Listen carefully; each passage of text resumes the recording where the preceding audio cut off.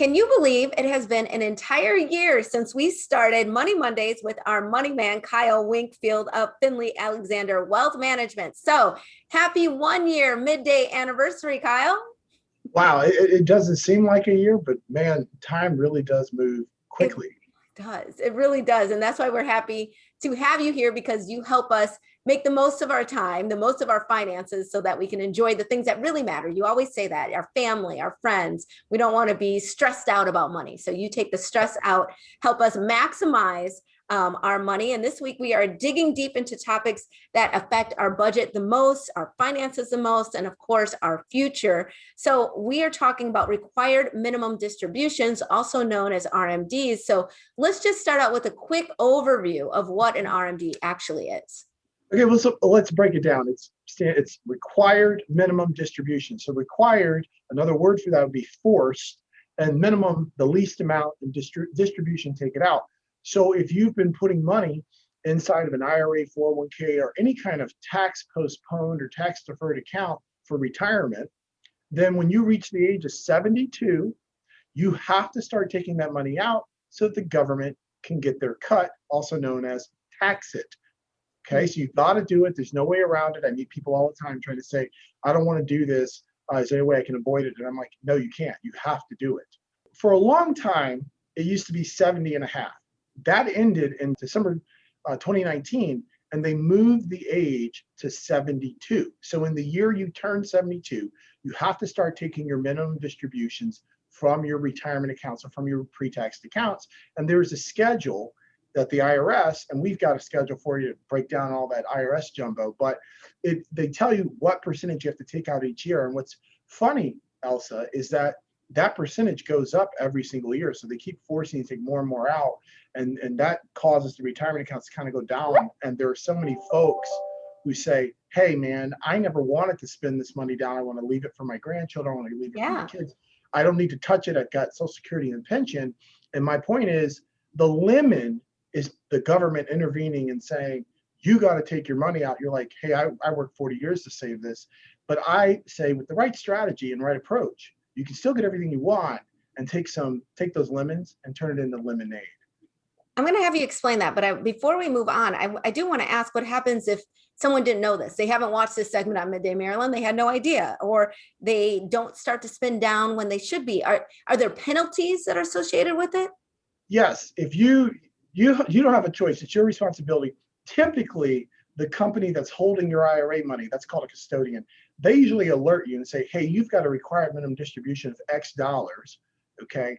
You got to take it out. If you forget to do that, then there is a 50% penalty on what you should have taken out. Plus, that next year, you got to still take out that year's RMD. So it gets kind of squirrely. So yes, forgetting is not an excuse. Now we can get into making lemons, or lemonade, I should say. So taking the lemons, making the lemonade. Yes. Tell us, how do we do that? So I hear three things all the time. I don't need to take this money out. I was hoping to give it to my grandkids or my kids. And I always alert them and say, okay, so if you didn't have the government intervene, you just let it grow, right? Well, you got to take the money out. So the key here is, how do we reinvest that net dollar of the required minimum distribution in a way that is tax advantage so that you can still increase legacy, enhance your cash flow, and more importantly, have a bigger future. So you can still accomplish those goals. But see, the strategy is the water, the right kind of water, the right amount of sugar. You get the lemons, and now you got a cool, refreshing drink. I know it might be corny, but in the end, I've watched it happen for so many folks, just like those watching right now, where we can take something that they don't want to do and turn it into something that they love. Yes, absolutely. It's not corny. It's relatable. That's why I smile, because now we understand it. And that's why we love having you on the show, because you break down these complex issues in a way that we can all really get it. So I have one more question for you. If you have saved into all of these tax deferment accounts or deferred accounts, and something happens to you, the actual person that has the accounts, before you can spend down, do those spend downs then go to your beneficiary? Or are you paying a different type of tax on the hair? Like, what happens in that situation? That's an excellent question. So Elsa, here's what happens. A non-spousal beneficiary, or even a spouse, you die, you leave the money. The non-spousal beneficiaries, according to the Secure Act, have to now liquidate that account over 10 years. So if you think about it, with increasing tax rates looming on the horizon, Typically, most of the folks inheriting IRAs from their parents happen to be adults working, so they're making income. So you imagine if tax rates were up and then now your child inherits it, they're an adult, they're making money. So now they take those distributions, and even though they're the named beneficiary, the real beneficiary could end up getting most of the money, which is the government. So the idea is this whole idea you could stretch the IRA, that's gone. Okay. So the next piece is if you're a spouse and that happen, you lose your partner, you will have to subscribe to the schedule and start taking those distributions. Because guess what? The IRS doesn't care. They want their cut.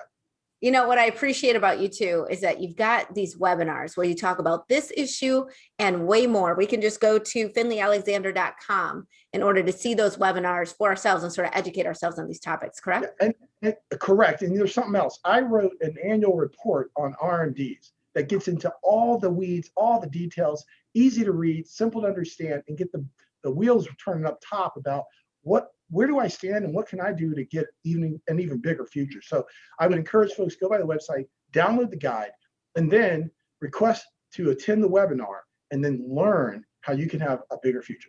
That is amazing. Thank you so much for that and for offering that to our viewers, Kyle. We appreciate it. And we'll be right back with more Midday Maryland right after this. Stay tuned.